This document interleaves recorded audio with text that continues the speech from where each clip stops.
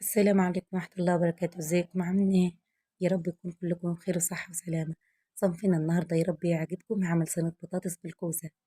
زي ما انتم شايفين كده، انا معايا نص كيلو كوسة، غسلتها حلو وقشرته، ومعايا هنا فلفل رومي، ومعايا نص كيلو بطاطس. أكلة جميلة جدا وبسيطة، مش مكلفة خالص. حابة تعمليها على فراخ، تعمليها على لحمة، براحتك انتي. البصل، ولو حابة تحطي فيها جزر تحطي، بتبقى طعمها جميل. يلا نسمو بسم الله، ندخل في الطريقة على طول. وزي ما انتوا شايفين كده، حبيت اقطع الخضار بتاعي عشان اطولش الفيديو عليكم. قطعت نص كيلو البطاطس، وقطعت جزرايه معاها بتدي طعم جميل جدا. وقطعت الكوسه، وقطعت الفلفله.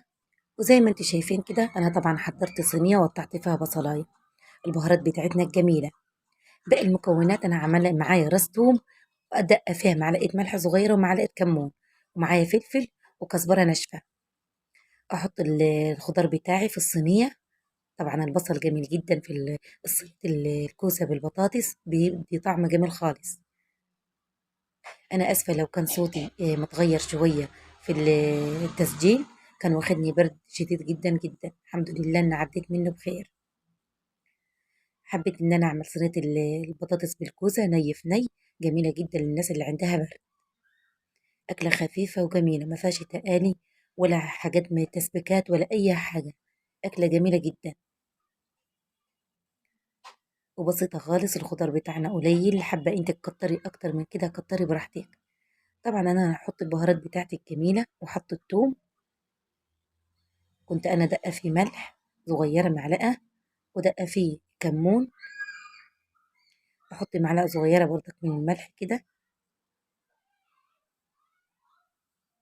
زي ما انتوا شايفين. واحط مرقة صغيرة كده، مرقة فراخ، مرقة لحمة، حسب الطعم اللي انت بتحبيه في الصينية بتاعتك. لو حابة انت ما تحطيش مرق ما تحطيش. طبعا احنا راح نحط لها شوربة. اقلب كل حاجه كده زي ما انتوا شايفين، اقلبها حلو بايدي عشان التوم يختلط كله مع بعضه. والبهار، حطيت الخضار بتاعي كله وقلبته، واخدها على البوتاجاز على كده. اكون انا جهزت الطماطم بتاعتي زي ما انتوا شايفين كده. ريحتها جميله جدا ما شاء الله، ناقصهاش اي حاجه على كده غير احط لها الطماطم والشوربه. وزي ما انتوا شايفين كده، حطيت لها عصير الطماطم. ما شاء الله عليها، اكله جميله جدا، صينيه خفيفه وجميله. طبعا انا راح احط لها الشوربه، ولو احتاجت شوربه تاني باذن الله احط لها.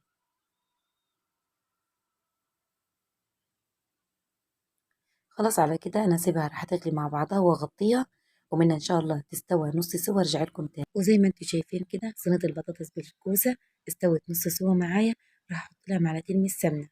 لو حابه تحط لها معلقه سمنه بلدي حط لها، بس عشان انا عندي برد احط لها سمنه نباتي، روابي، زبده، اي نوع سمنه عندك حلو، بتبقى طعمها جميل. بعد ما حطينا كل المكونات في صينية الكوسة بالبطاطس، أغطيها وأسيبها تستوى على نار هادية شوية. ما شاء الله عليها، ريحتها جميلة جدا جدا. تستوى بإذن الله وارجع لكم تاني. خلصت معانا صينية الكوسة بالبطاطس، طعمها جميل جدا ما شاء الله. كل حاجة مستوية، الكوسة مستوية والبطاطس مستوية، وكمان الجزرية اللي أنا قطعتها فيها مستوية. ما شاء الله عليها، طعمها جميل جدا. اخد على طول على كده واغرف منيها، وللغدا على طول. الكوسة بالبطاطس أكلة جميلة جدا وخفيفة. زي ما انتم شايفين الشكل والطعم بيتكلم على نفسه.